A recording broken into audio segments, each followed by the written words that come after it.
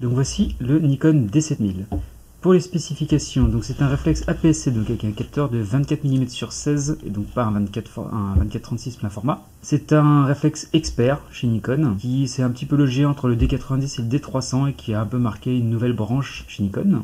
Il est apparu en septembre 2010 et a vu sa fin arriver avec l'arrivée du D7100, son successeur, en courant 2013, donc mars 2013 à peu près. Donc c'est un appareil de 16,2 mégapixels qui prend 6 images par seconde en mode rafale, parce que l'on place la bague ici sur rafale height ou rafale low. Vous pouvez choisir. On a un obturateur qui monte à 1,8 millième de seconde, ce qui est mieux qu'un D90 qui était par exemple bridé à 1,4 millième.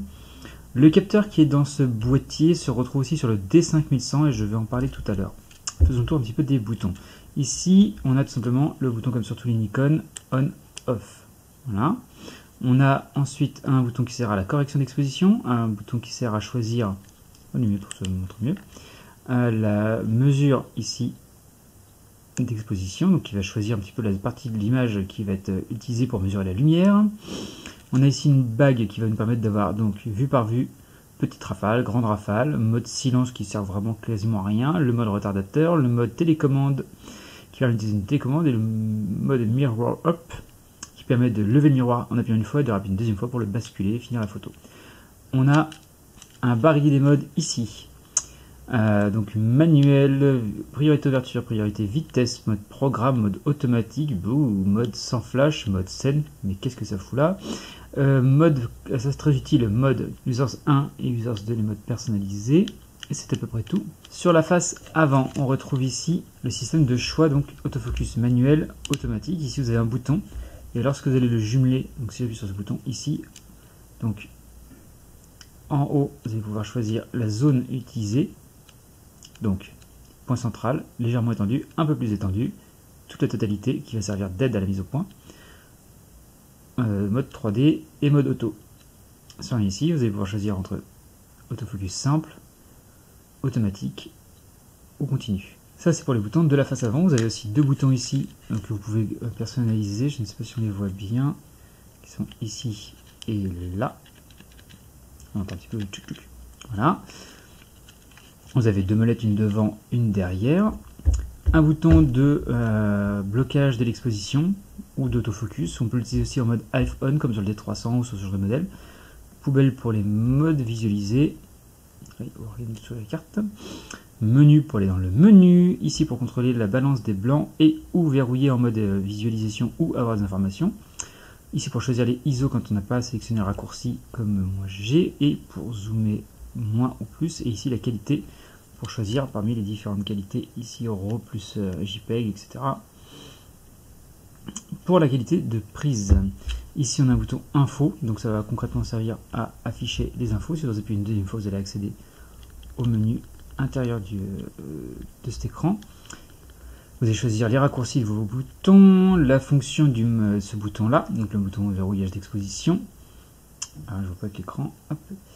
Vous allez pouvoir choisir si vous êtes en sRGB, donc le mode de couleur. Ici, mince, pardon. Hop. Ici l'activation de daylighting, le mode de réduction de bruit ISO.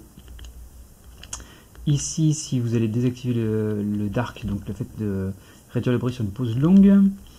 Ici, le contrôle de la distorsion et du vignettage. Et ici, le mode vidéo, quand vous allez enclencher le mode vidéo. Avec ce pavé-là, vous allez choisir le collimateur autofocus. Ici, vous pouvez revenir au centre. Vous pouvez bloquer ce bouton-là de manière à ce que si jamais avec votre pif, vous appuyez dessus, ça se barre pas dans tous les sens. Ici, vous allez avoir le live view. Vous activez, activer, et appuyez ici pour enregistrer. Bon, sincèrement, moi, le live view, voilà. Ici, vous avez un flash qui peut servir, au-delà de déboucher des ombres ou d'éclairer très très salement une photo prise en auto, va servir surtout à commander des flashs. Et ça c'est cool. C'est-à-dire que l'éclair émis par ce flash-là ne se verra pas sur la photo, mais seulement ce qu'il a commandé. Voilà pour le petit tour d'horizon de ce D7000. Concrètement, moi, au bout de plus d'un an et demi d'utilisation, qu'est-ce que j'en ressors? C'est un appareil avec un autofocus à 39 points, particulièrement efficace. C'est vraiment un super autofocus. Ah si, point important, j'ai oublié de vous montrer. Hop. Vous allez pouvoir mettre une carte SD, là, en version 8 Go, et une deuxième carte SD. Et ça, croyez-moi, c'est très cool aussi.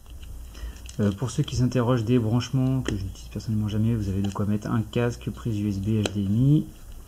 Ici, de quoi brancher soit un câble synchro spécifique, c'est notre petit micro. Et c'est là-dessus, je pense que l'on branche aussi le GPS et l'émetteur Wi-Fi, pour ceux qui s'intéressent à ces trucs-là. Personnellement, ça ne me passionne pas. Donc oui, je disais, qu'est-ce que j'aime et qu'est-ce que je n'aime pas dans cet appareil. Donc la dynamique est monstrueuse, elle est meilleure que beaucoup de plein format. Si, c'est pas une blague.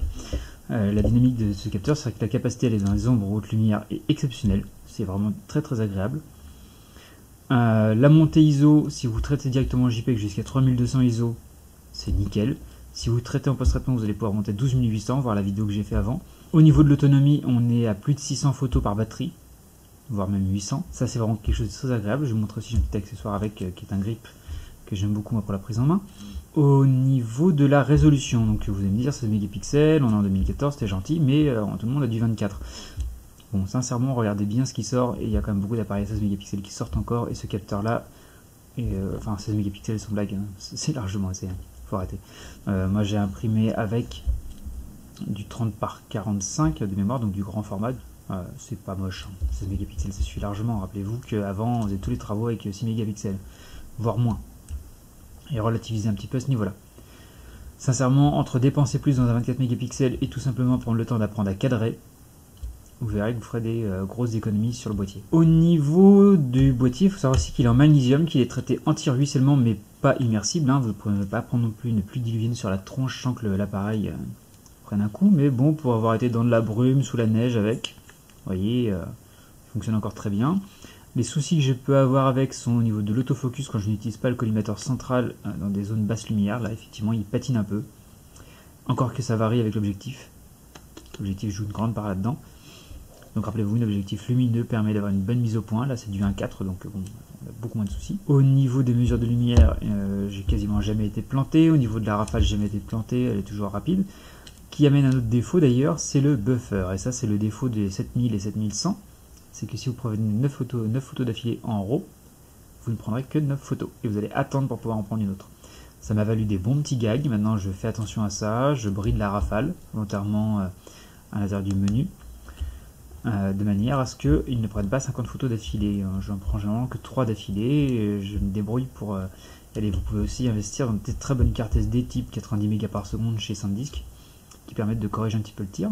Alors, au niveau de l'accessoire que j'utilise avec, en l'occurrence, donc il vient se visser en dessous, donc là, une patine ici qui est là, et qui se met ici en fait quand vous achetez le... Donc c'est un MBD11 qui est le grip. Donc ça vient se filer tout simplement comme ça. Alors ça c'est le vrai Nikon MBD11. J'ai pu comparer avec du matériel chinois. Il y a une sacrée différence. Hein. Alors ça coûte un bras. Parce que je trouve que bon, payer plus de 100 euros, 300 euros à la sortie, c'est une petite logique qui va vous permettre de tenir très confortablement l'appareil comme ceci. Donc vous allez retrouver le bouton de blocage qui est très utile. Vous allez continuer à avoir accès à ce bouton là, qui est là assez facilement. Un pad avec un bouton central, encore comme celui-ci, pour choisir le truc autofocus, le collimateur autofocus. Et ici vous allez pouvoir ajouter une batterie supplémentaire. Donc vous avez 2 batteries, une facilement changeable. C'est vraiment un bon accessoire, ça augmente un petit peu le poids de la bête, ça aussi permet de ne pas avoir le doigt qui glisse en dessous, moi ça m'arrive souvent et je trouve ça très agréable. Vous allez pouvoir passer en mode portrait, il y a du bruit dehors, je suis désolé, passer en mode portrait très facilement, paysage. Vous avez encore vos fonctions, donc moi, voilà, pourquoi cette fonction là me paraît utile, parce que moi j'utilise en fait la mesure spot ici, et en fait je fonctionne à 3 doigts, j'explique. J'active la mesure spot, je fais ma mise au point, je verrouille ma mise au point, je recadre, je déclenche. C'est qu'ici je verrouille, je prends ma mise au point, mais ça ne verrouille pas ma mise au point. Je suis en autofocus continu la plupart du temps, et donc je bloque, je passe du continu au simple avec ce pouce, avec mon pouce, et ici je varie selon si je mesure toute la scène ou le central. Et généralement j'alterne à l'intérieur de manière à avoir des valeurs d'exposition différentes pour pallier à tous les effets de spot et de lumière autre. Ça je parle pour du photo de concert. Donc voilà, pour moi le D7000 c'est un appareil vraiment très très polyvalent, très très bon pour la plupart des travaux. Maintenant si vous utilisez le mode automatique, achetez un D5100, un D5200. Si vous voulez faire du sport vraiment de manière intensive, achetez un D300. C'est un bon appareil de sport, mais qui peut trouver ses limites en intensif. C'est un bon appareil de paysage, c'est un bon appareil de portrait, c'est un bon appareil de reportage. Il n'y a aucun souci là-dessus, c'est un appareil qui vous fera jamais faux bond, ou très peu. J'ai juste un problème d'autofocus avec, qui est parti en SAV, et une fois recalé, ça a été tout seul. C'est un appareil qui a une capacité à la basse lumière qui est vraiment géniale. C'est vraiment très agréable de pouvoir travailler comme ça en basse lumière, pas trop se poser de questions. Comme je vous le disais, pour du paysage, il y a une dynamique monstrueuse, donc vous allez pouvoir récupérer des nuages magnifiques sans trop vous prendre la tête. Maintenant voilà, c'est un appareil qui est noté expert chez Nikon.